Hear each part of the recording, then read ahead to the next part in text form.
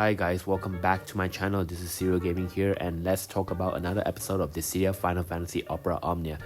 I haven't been doing commentary lately because of the gap of the release of characters during the global event, and I have been mentioning about Lock and Fear previously, so today we will be going through the upgrade of Strago and the LD of Edgar, as well as his upgrade and rework as well.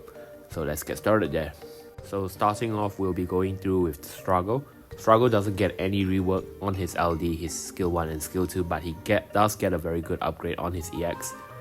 He also get an upgrade on his HP attack, which is dual cast. It now provides only 1 extra bravery damage, which originally was 3 hit AoE bravery plus split HP attack, that by 2 times. Now it's a 4 hit AoE bravery plus split HP attack, that by 2 times. Nothing too fancy over here, but the best part about him is his EX. It is now a 5 hit AoE bravery plus split HP attack, that by 4 times, and provide 1 free additional ability on his next turn.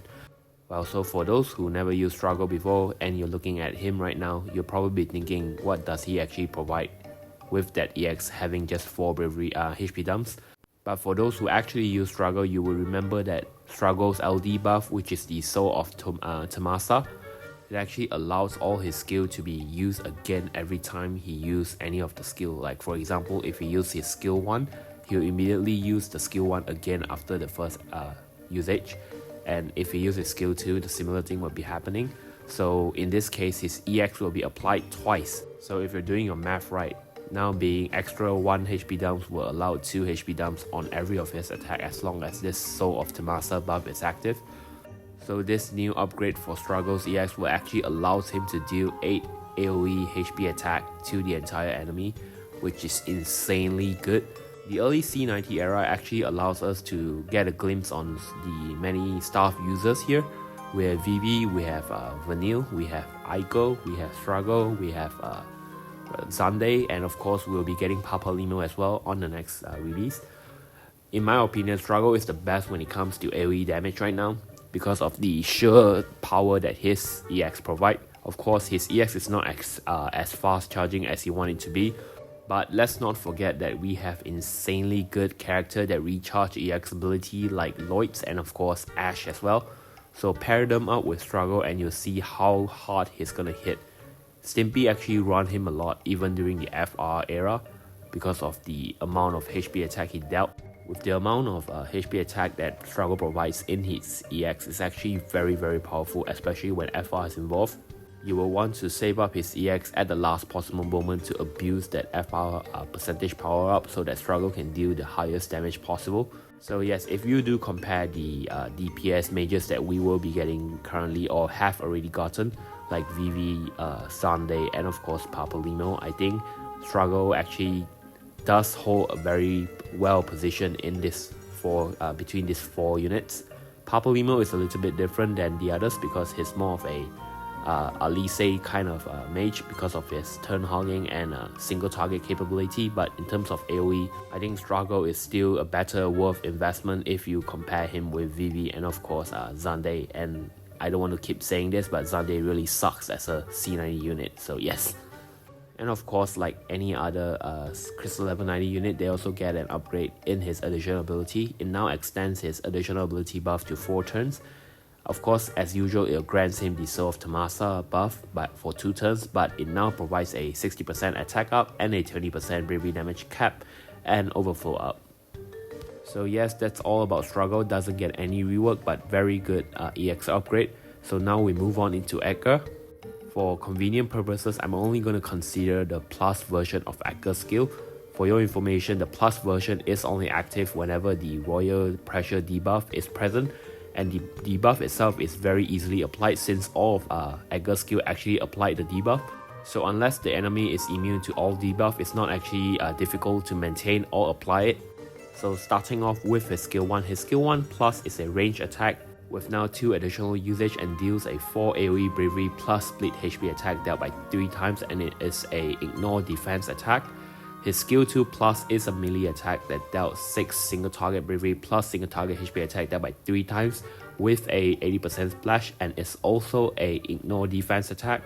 His LD plus is a magic attack which deals 4 AoE bravery plus split HP attack dealt by 5 times, and also an ignore defense attack. It grants Debilitator to himself for 12 turns, and he changed his HP attack to Bioblaster Plus.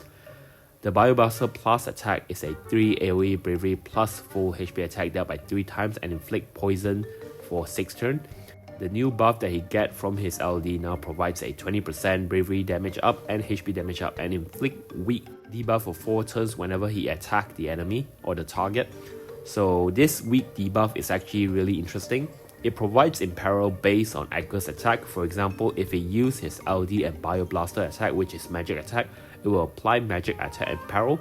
And if he uses his skill 1 and EX attack, which is melee attack, will apply melee attack imperil. And using his skill 2, which is range, will apply the range imperil instead.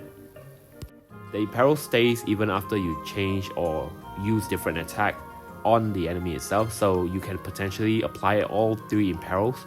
Apparently, I think the imperils has some sort of level every time you use it. For example, if you use the magic attack by 2 times, you'll have a stronger magic imperil on the debuff itself. But I'm not really sure how the percentage on that particular thing works. But yes, Edgar has the potential to apply all 3 imperils attack to the enemy, which allows all your team to actually hit weakness.